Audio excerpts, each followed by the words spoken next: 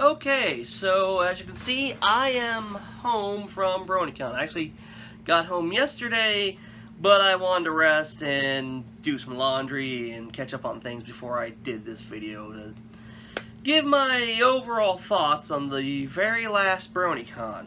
The first thing is I'm very happy I actually got to go to it because I didn't think I was going to, and I wanted to be a part of it, you know? It's the last one. It's true I only got to go to the one before it, I got last year. But still, I just really wanted to be to this one, and the opportunity arose, and I took it. I didn't have to travel myself, and that kind of sucks, and there was a fucking monsoon. I think I mentioned that in the first video.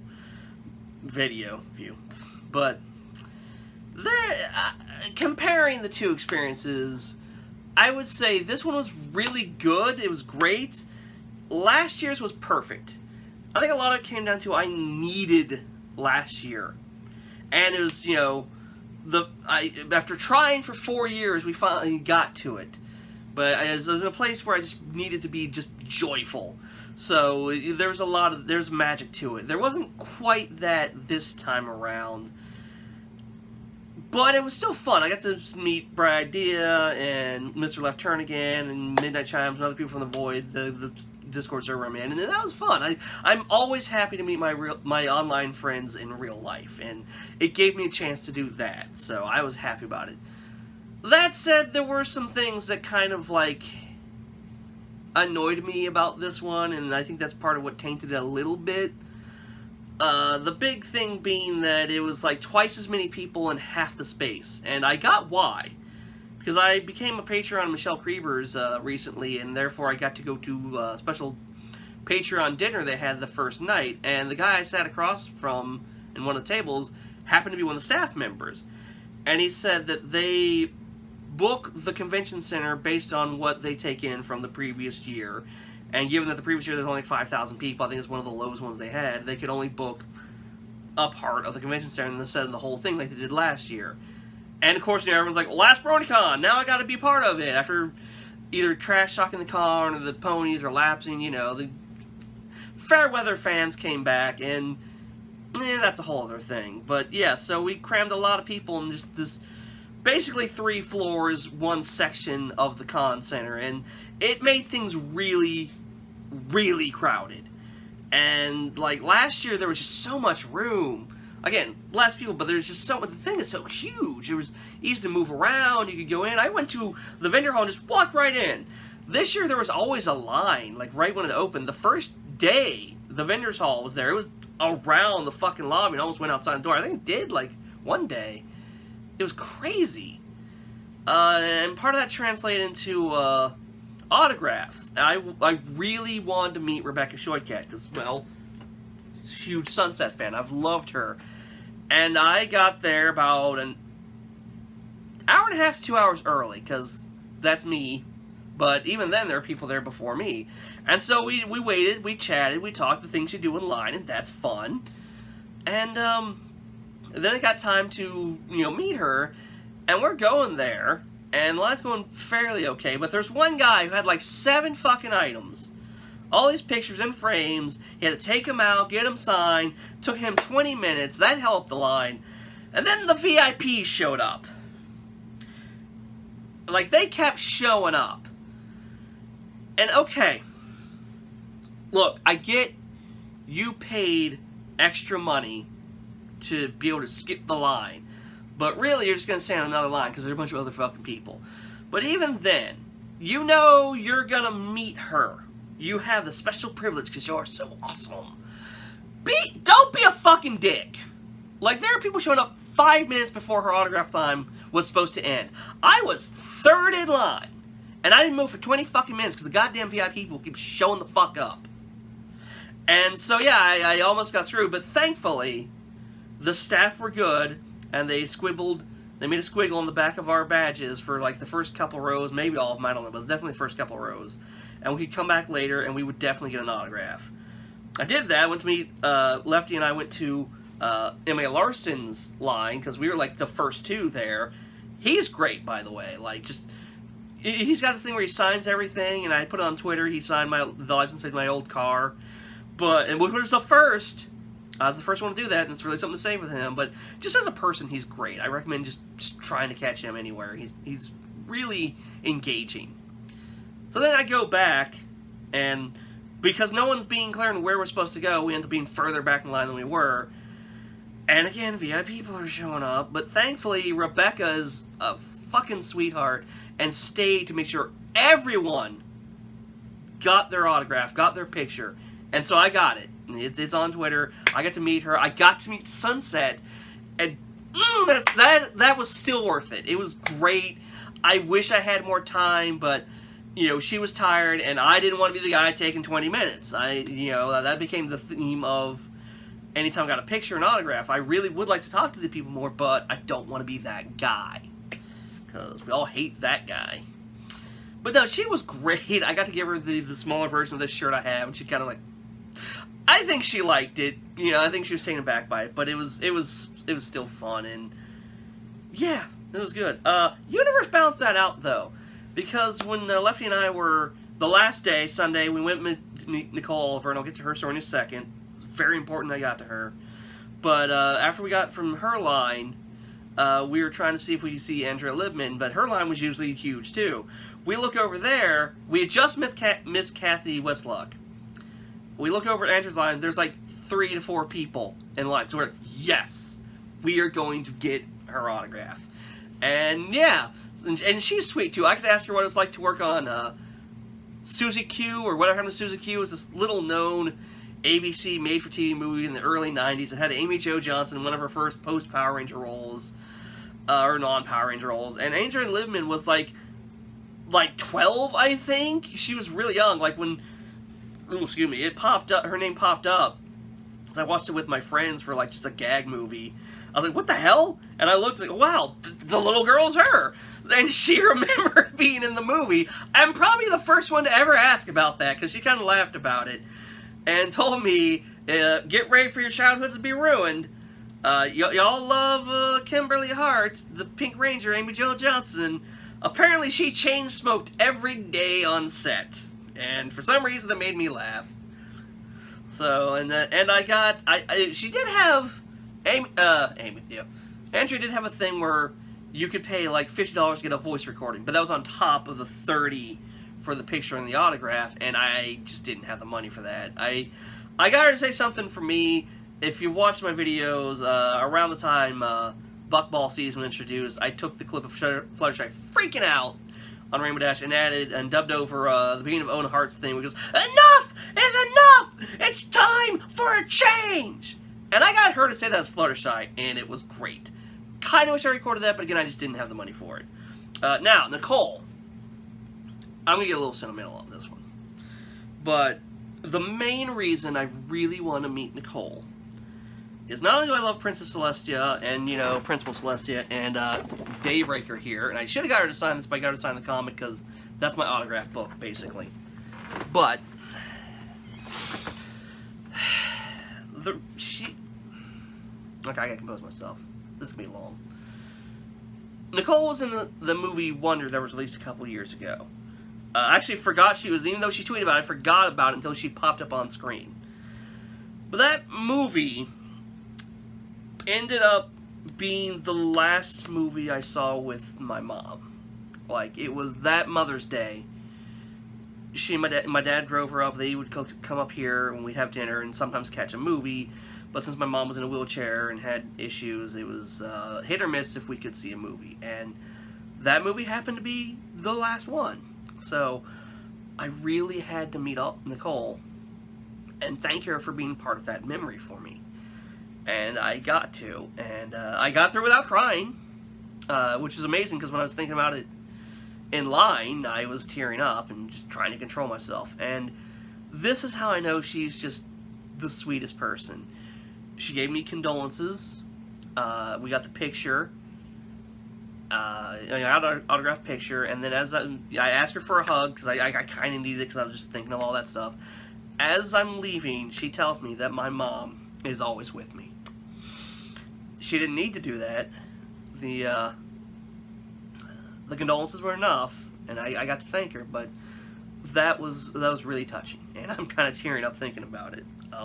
Also, I don't know what happened. She sent out a tweet about her being a picture with someone who is known for harassing people or something, but it obviously impacted her enough to when we went to go to the picture, she asked if it was okay if it was okay for her to put her hand on my shoulder. I said, yeah. But that's how you do it. Doesn't matter if what happened before was intentional or not. She took that she personally, she took it to heart, I should say. She took it to heart and realized to be careful. That's how you handle those situations. So, other people. Met Michelle again. Again, Michelle and Gabe. Always meet them. At this point, whatever con I'm in, if they're there, I'm going to find them. I actually picked up Michelle's new album. I've yet to listen to it, because my new car doesn't have a CD player. I have to play it sometime this weekend.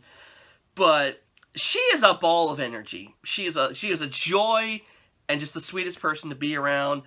I got to mess with her a bit at the dinner, asking if I could put her notebook in the microwave, and she kind of paused and said, you know what? Whatever you believe, if you put your heart into it, you can do that. You can take that notebook and put it in the microwave. So, the story on that is, Nate found a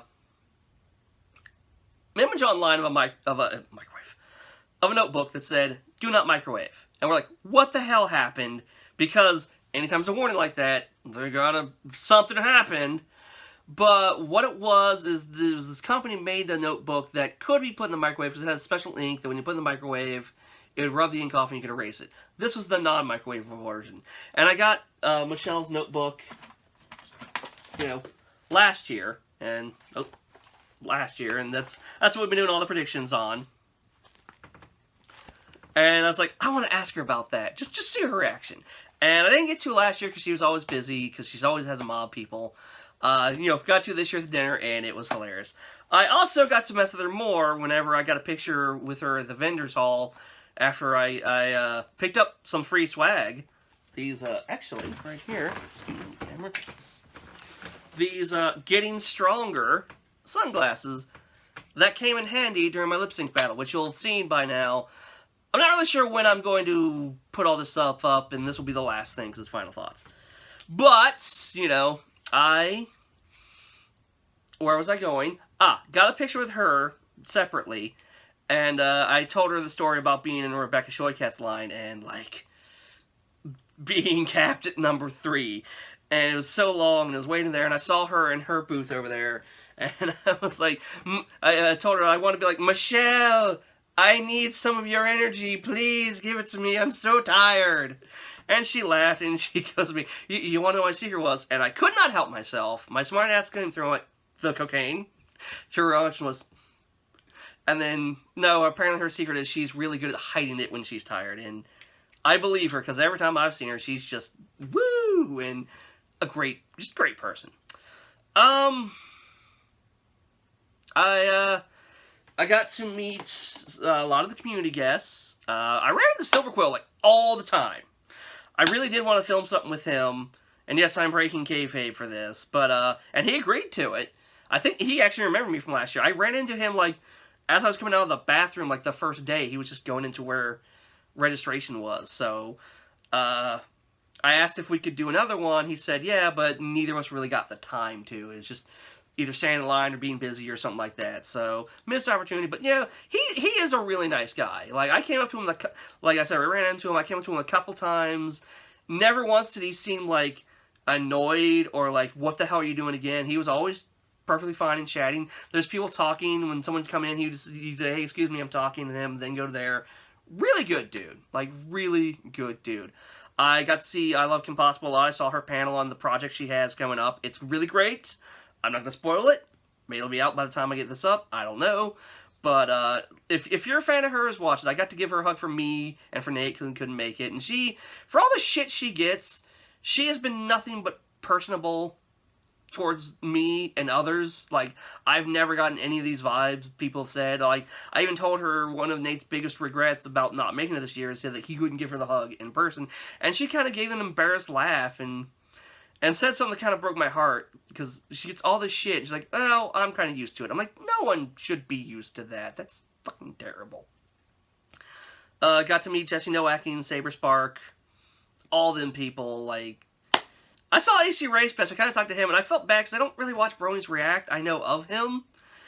But we kind of joked back and forth. I was waiting for Saber to show up for the community meet and greet. Which led to me kind of being part of staff. They were... Again, there's just... The way it was crowded was like, here's stage, here's table for meet and greet, and there's loud music there, so they moved the table for meet and greet to the other side. And I happened to be first in line to meet Nowacking, Saber Spark, AC Race Best, and someone else I forget, and I'm sorry. But, so I ended up being the head of the conga line. We were all going to conga that way. And I just had to remark to the guy, he picked the right guy. I was the right guy in the right place. Because of what I do for a living, I'm used to having to control people. I work in customer service. So yeah, while he's doing that, I'm also like, let's go, people, let's go. Get away from the door. Don't block the door. Let's go. And he appreciated that. To the point where I was coming down one of the escalators and he was going up and he waved at me. And I felt bad because I was zoned out and I had enough time to go, yeah, like give him the nod.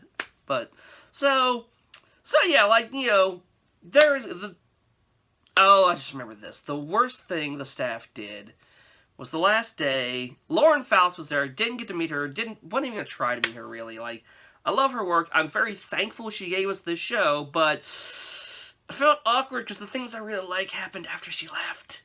So I didn't know what to say. But her line was always ridiculously huge. Like, always out the door. And so the last day, Sunday, she was there. And I was there for Nicole. Again, I got there early because I knew shit like that was going to happen.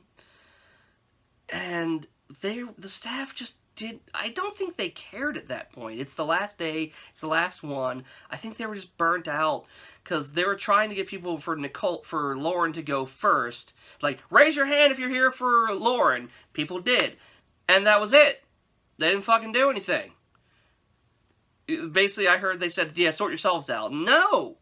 You are here. You took the job to organize people. Like, Lefty and I, and then someone else, I can't remember right now, I'm sorry. But we were just kind of talking around the area because we were told we couldn't line up for Nicole till 10:30 because she was 11:30. Okay, fine. We were just talking in the area, and then we were told we had to move. You couldn't talk there. So we went to where the vendor hall was, like outside there were tables set up. That's where the stage was. That's where the lip sync battle was. And so we sat there. About 10:20, I'm like, okay, I'm gonna go. We're gonna see we in line. Sea of Humanity just appeared, and so I'm really kind of pissed because we were told we couldn't stand there, and there's everyone standing there. But they had a grid pattern, taped grid pattern. That's where people were supposed to stand in line. They did not utilize that. Like, I'm standing there in the Sea of Humanity. They said go in. Everyone bum rushed the fucking door. Some dude got tripped. Thankfully, this fandom was amazing. Everyone stopped, helped him up, helped him pick the camera up and, you know, get his stuff. That was great. But then, like, you know, they said, no, make a straight line. And we tried to make a line. And and the solution was so simple, which they should have done. And I guess I could have been part of staff, because the guy in registration, when I was picking up a re-reg badge, it used to be it, he was part of staff for a while, so they were looking for people, like, I could still join the staff and get some discounts and stuff, but I was on vacation, didn't want to do that. But this is the moment where I thought, maybe I fucking should have, because here's how they should have solved the problem. You have the Sea of Humanity. You have your grid there. You say, who's here for Lauren Faust? Everyone raise their hand. All right. You people for Lauren Faust, you line up here. You people for Nicole, you line up here. For They had 8 fucking lanes to work with. That's how you do it. Then, all right, Lauren people, you go in first. Nicole people, you go in second. That's how you do it. Why didn't they do that? Why did they just do it the half-assed way? That was one of the things that, like, really annoyed me and tainted the experience a little bit. Not to where I'm not happy. I'm not unhappy I didn't go. I'm glad I went. I fucking had a great time. I love seeing my friends. Love meeting the guests I got to meet.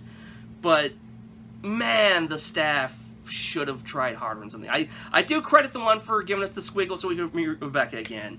But they really should have capped the VIPs before that. I get they're VIPs and they spent the fucking money, but they could have come back. They're going to see her regardless. Okay? So, yeah. If I had to give grading scales, last year's BronyCon, 10 out of 10, without a doubt. This year's, I'll give it an 8. I'm being generous. I can still look back and have fond memories. I'll give it an 8. Again, I'm glad I was a part of it. I sucks I missed opening ceremonies, but thankfully I was in there to be with closing ceremonies, and it brought a tear to my eye more than once. And just because this con has ended doesn't mean the fandom ends. Just because the show ends doesn't mean the fandom ends. I've said this a lot. Maybe I'll make another Pony Talk on this, but people need to hear it because there's so much doom and gloom. It's not going away, guys. We built something special. This will stay with us. It may not be as prevalent. It may not be as popular as it once was, but I guarantee you it's still going to be here. Just keep that in your heart, okay? And I see I've rambled for over 20 minutes. This video is going to take probably 3 hours to upload, so I'm going to stop talking. And videos coming soon. I have this did reignite my passion like last year. I'm going to try to get Pony Talks back on track, two a month. Gonna get some bad reviews. I'll figure out what to do with Pony Thoughts, still figuring that out. But there'll be something. I definitely am going to have something for when the series ends. So, till then, later.